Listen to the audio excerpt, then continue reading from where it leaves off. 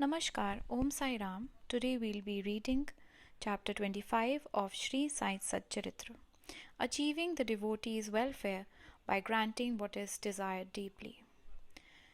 Sai Maharaj, Ocean of Mercy, Veritable Incarnation of God, Absolute Brahman, Great Lord of Yoga, I do my eightfold obeisance before you.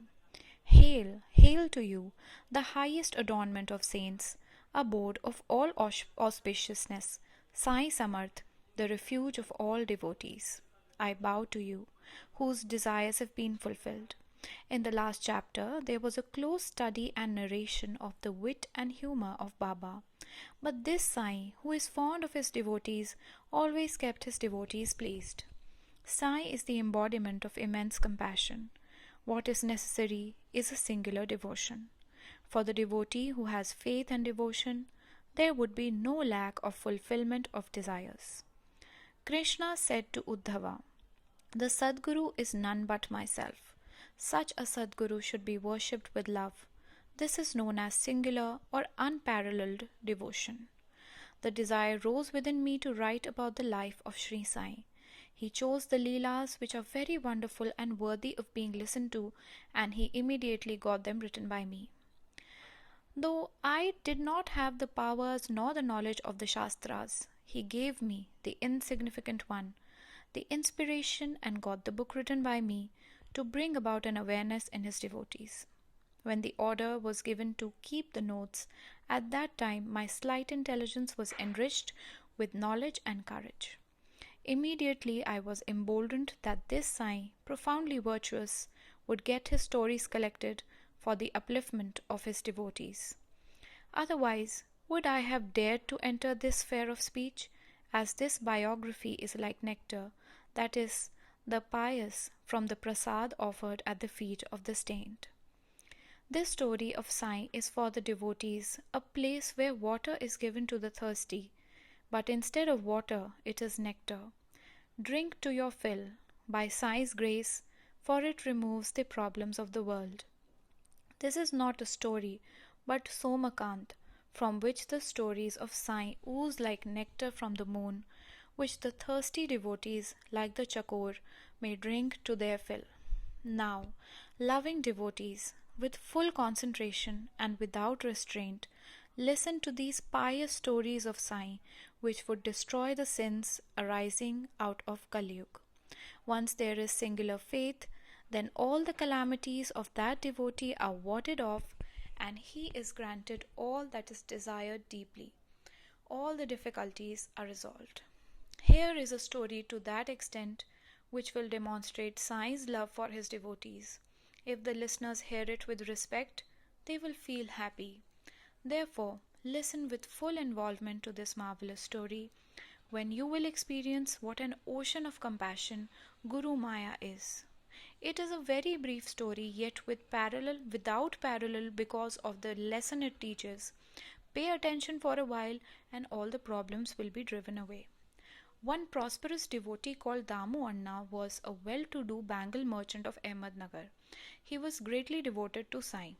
The story of that excellent devotee would be a delight to listen to, and Sai's immediate protection of the devotee will be distinctly seen. At the Ram Navami annual festival, two big new flags were taken in procession through Shirdi village. Everyone there knows about it. Out of these, one is from Nimonkar and the other one is from this Damu Anna.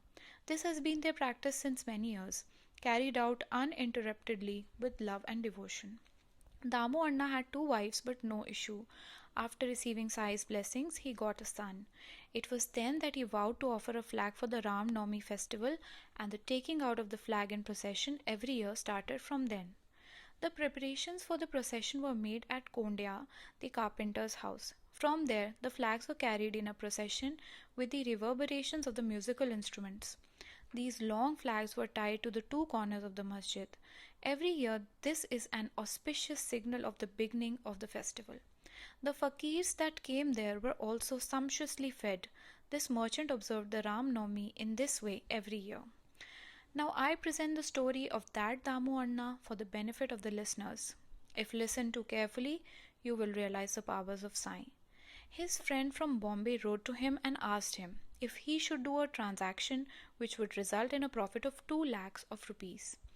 We shall be partners and each of us will earn 1 lakh of rupees. Send a reply immediately. The transaction is clear and there is no risk. We shall buy raw cotton now. The prices will rise sharply. If the transaction is not done at the opportune time, then we are sure to regret it later. Anna's mind was disturbed because he did not want to miss this opportunity. He had full faith in his friend, yet he was not able to firmly decide. Anna began to wonder whether to enter into this transaction or not. Oh God, what will happen and how? He was confused. As Damu Anna was a disciple, he wrote to Baba, I have no independent judgment. You are my protection. On the face of it, I feel like entering into this transaction. But will it be profitable or cause loss? Please let me know. He addressed the letter to Madhav Rao, saying, Please read it to Baba. Let me know his instructions. The business seems to be good.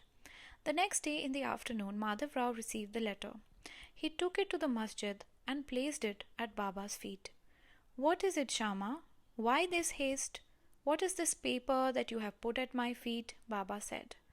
Baba, that Damu Anna from Nagar is desirous of asking you something. What does he write? What does he plan now? It appears that he is trying to touch the sky. He is not content with what God has given. Read his letter, Shama said. What you have just said is exactly the meaning of the letter of Damu Anna, word to word. God, you sit quietly and put the devotees in a turmoil. Then, when they are mentally disturbed, you bring them to your feet. Some you drag yourself and bring them here. For some you get letters written. When you reveal beforehand the secret contents, then why do you have to read the letter? Oh Shama, read. Why do you believe me? I am just made this way, speaking out whatever comes to my mind. Then Madhav Rao read the letter. Baba listened attentively and then Baba said feelingly, The Sheth has taken leave of his senses. Tell him in reply, What is lacking in your home? Let him be content with half a loaf of bread, and let him not bother about a lakh. Damu Anna was impatiently waiting for the reply. He read it the moment it reached him. Damu Seth was disappointed on reading that reply. The fortress of his hopes was dashed to the ground. The tree of his expectations was uprooted. Now, if I earn 1 lakh, I will lend half of it on interest and immediately become a millionaire and live happily in Nagar. The castles that he had built in the air collapsed on the spot. Damu Anna was greatly disheartened. What has Baba done? I made a mistake in writing that letter itself. I have caused my own ruin. I have myself kicked the platter of served food no sooner than it had came. Be it so. In that letter to Damu Anna, it had been hinted that there is a difference between seeing and hearing. Come here personally. Such was Madhav Rao's indication. I too feel that I should go personally. Maybe that would be beneficial. Perhaps he may give his consent. Thinking thus, Anna came to Shirdi and sat near Baba after prostration. He was gently pressing Baba's feet, but had no courage to ask.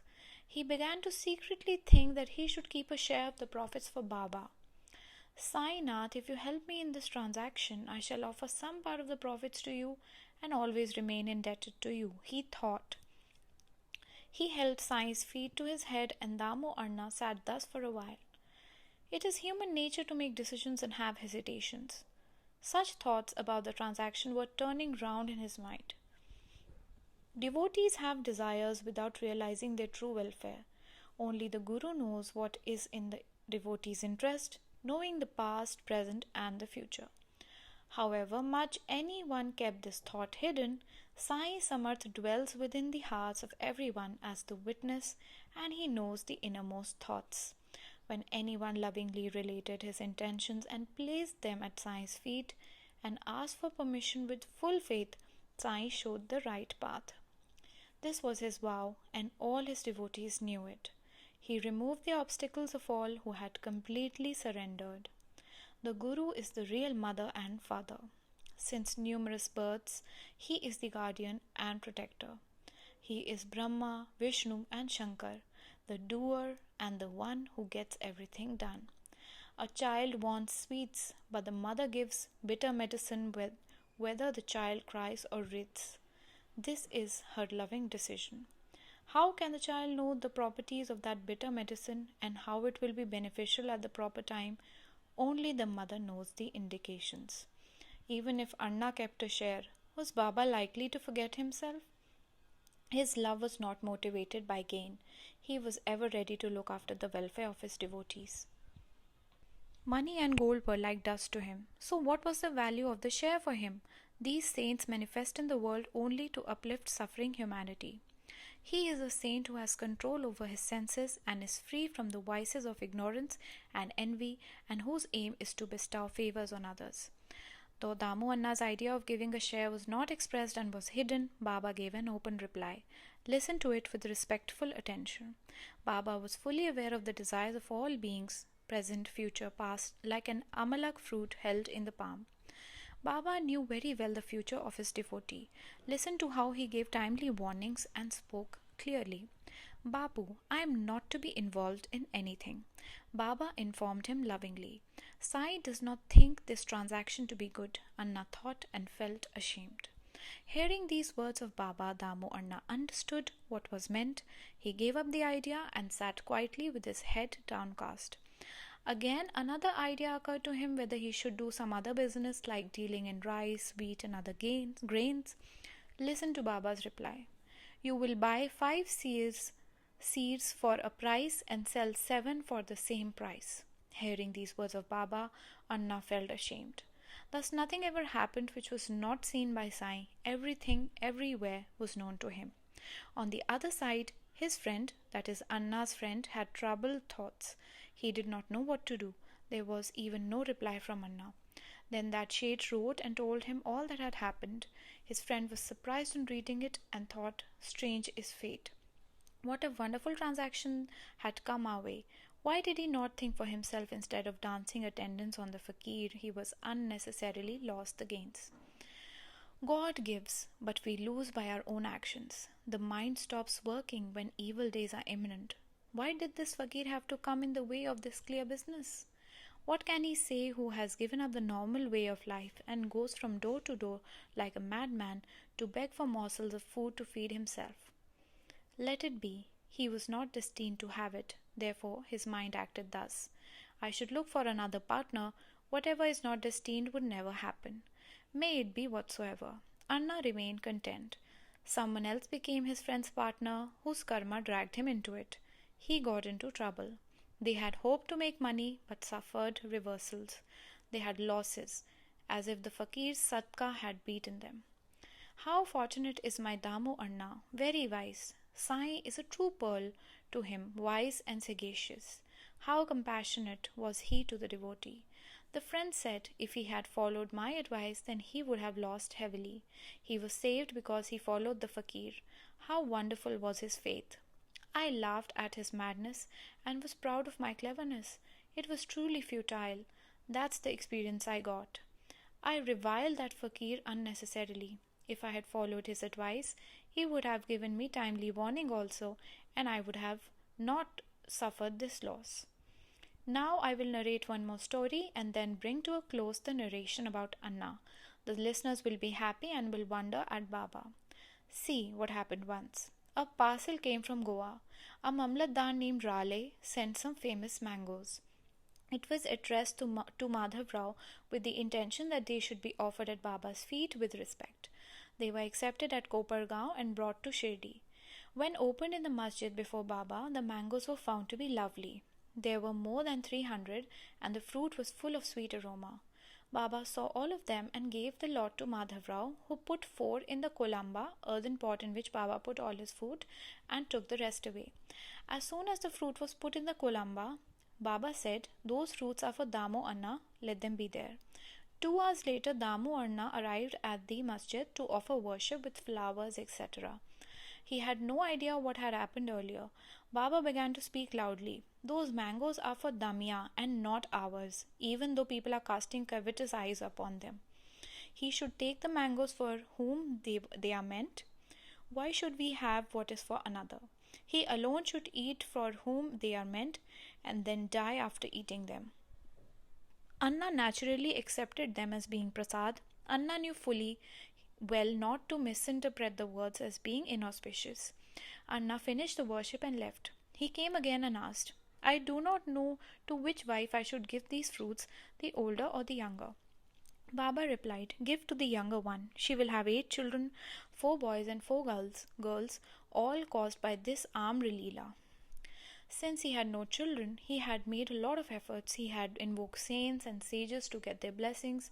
He danced attention on saints and sages for this purpose, and to propitiate his planets, he even tried astrology to such a degree that he became an astrologer himself. According to the stars in his horoscope, he had no children. This was the outcome of the knowledge of astrology. Anna knew this very well and had given up all hopes. Yet these were the words of assurance from Saint Sai. Hope dawned again as the Samarth was propitious. Be it so, after some time Baba's words came true. As the prasad of the saint germinated and bore fruit, the children were born. It happened as it was said. Anna's own forecast was proved to be wrong. Sai's words turned out to be fruitful. Sons were born as he had promised. May it be whatsoever. This was Baba's speech when Baba was in body. Later, even after he left the body, he had determined the greatness of his speech. Even when I pass away, believe in my words. From my tomb, my bones will give you assurance. Not only I, but my tomb would be speaking, moving, and communicating with those who surrender themselves wholehearted to me. Do not worry that I shall be hidden from your eyes. You will hear my bones speak and discuss your welfare. Always remember me only. Believe in my heart and soul. Pray without selfish motives, and you will attain your welfare. O Sai Sadguru, the wish-fulfilling tree of the devotees, let not Himad forget and lose sight of your feet. O Guru Vara, the one who is compassionate towards the devotees, make haste and reach us. There is no respite in the worldly affairs. Free us from the cycle of births and deaths. Our nature depends on our tendencies. Our senses are forever directed outwardly. Restrain us from the attraction of the objects of the senses. Introvert us. In the ocean of worldly existence, we are tossed around like waves in a whirlpool. Extend your timely help and relieve us. The senses run amok. Evil practice overpowers us. Please dam up this unrestrained flow. Turn back the host of senses. If the senses are not introverted, there is no prospect of self-realization. Without that, how can there be supreme bliss? Life will be futile. Neither wife nor son nor numerous friends will be of any use in the end.